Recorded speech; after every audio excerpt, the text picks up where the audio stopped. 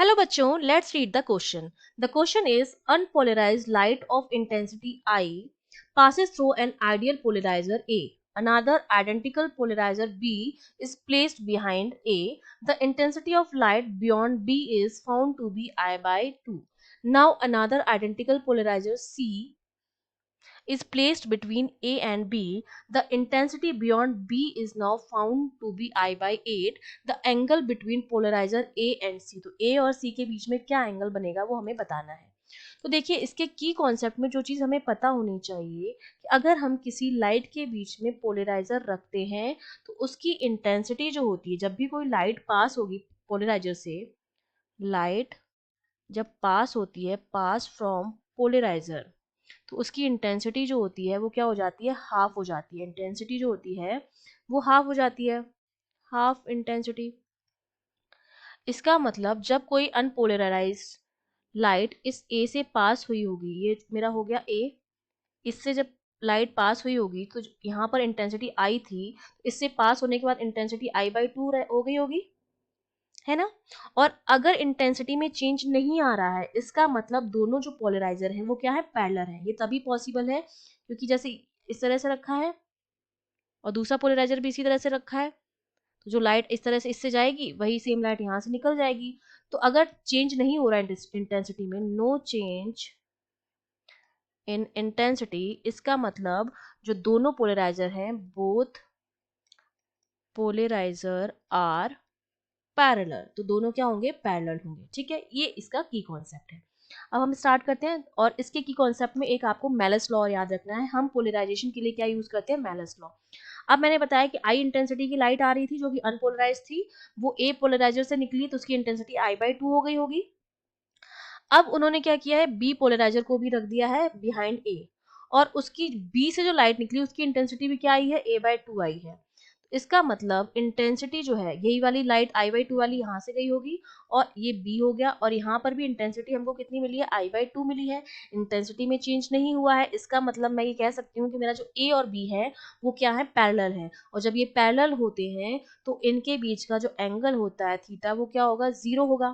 तो एक तो हमने डायरेक्ट ही निकाल दिया एंगल थीटा, दूसरा आप मेलस लॉ से निकाल सकते हैं. जब मैं मेलस लॉ अप्लाई करूंगी, मेलस लॉ, उसके अकॉर्डिंग क्या होता है, I equals to I not cos square theta. यहाँ पर थीटा जो होता है वो दोनों पोलराइजर के बीच का क्या होता है, एंगल होता है. आई जो होती है वो फाइनल इंटेंसिटी होती है, और आई नॉट उस लाइट की इंटेंसिटी होती है जो फर्स्ट पोलराइजर से पास हो रही है. ठीक है, और ये थीटा एंगल जो है वो ए और बी के बीच का एंगल है. तो ये आई बाई 2 है जो लाइट बी से निकल रही थी, और बी के बाद जो हमें मिली उसकी इंटेंसिटी भी आई बाई 2 थी, और ये हो जाएगा cos square theta between A and B. तो आई बाई टू क्या हो जाएगा, 1 हो जाएगा. तो मेरा कॉस स्क्वायर थीटा जो आया है वो 1 आया है. इसका मतलब मेरा जो थीटा आया है वो क्या आया है, वो 1 कब होगा, जब एंगल कितना होगा, 0 होगा. तो एक मैंने इस तरह से निकाल दिया कि ए और बी के बीच में जो एंगल आ रहा है वो 0 आ रहा है, मतलब ए और बी क्या है, पैरेलल है, इसीलिए उनकी इंटेंसिटी में भी कोई चेंज नहीं हुआ है. अब हमने क्या किया है, एक तीसरा पोलराइजर लिया जिसको हमने ए और बी के बीच में रख दिया है. उससे क्या हुआ, जो रिजल्टेंट आया है, सी की जो इंटेंसिटी आई है वो 1/8 हो गई है. तो अब ए से जो इंटेंसिटी निकल रही थी वो तो आई बाई 2 थी, सी की जो इंटेंसिटी थी वो हमने मान ली आई सी है जो हमें नहीं पता है, और जो बी से अब इंटेंसिटी निकल रही है वो कितनी हो गई है, आई बाई 8 हो गई है. जब हमने क्या रखा है, ये ए था मेरे पास, ये बी था मेरे पास, और इन दोनों के बीच में मैंने कोई सी एक और रख दिया है. ठीक है, इस तरह से ये दोनों जो थे वो क्या थे, पैरेलल थे. ए और बी जो थे एक दूसरे के साथ क्या थे, पैरेलल थे, और ये सी वाला मैंने इन दोनों के बीच में और रख दिया है. तो मैं वापस से मेलस लॉ अप्लाई करूंगी. तो जब मैं सी और बी के बीच में मेलस लॉ अप्लाई करूंगी, इन दोनों के बीच में, ठीक है, मेलस लॉ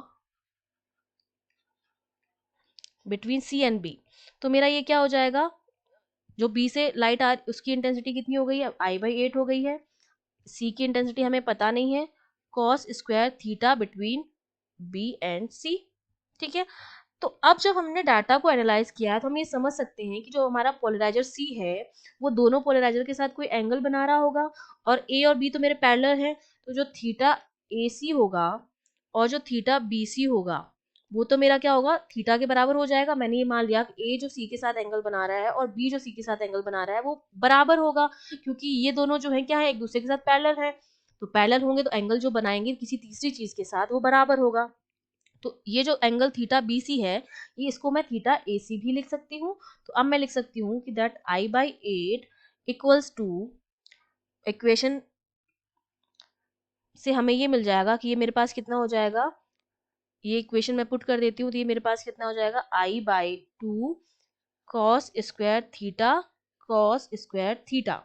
तो ये तो कितना हो जाएगा मेरे पास, ये तो हो जाएगा I/4, आई कैंसिल हो जाएगा, ये 1/4 बचेगा मेरे पास, that is equals to cos 4 theta. तो जब इसको हम इसको फर्दर सॉल्व करेंगे तो इसको मैं लिख सकती हूँ 1/2 equals to cos square theta, है ना, रूट ले लिया मैंने। अब मैं क्या करूंगी, कॉस स्क्वायर थीटा हाफ आ रहा है, इसका मतलब कॉस थीटा जो मेरा होगा वो कितना होगा, 1/√2 होगा। और जब कॉस थीटा 1/√2 है, दैट मीन्स मेरा थीटा जो है वो कितना है, 45 डिग्री है। और ये जो थीटा था वो एंगल बिटवीन ए एंड सी या बी एंड सी था, दोनों बराबर थे। तो मैं कह सकती हूँ कि ए और सी के बीच जो एंगल होगा वो कितना होगा, 45 degree. That means A option is correct. I hope you understood well. All the best.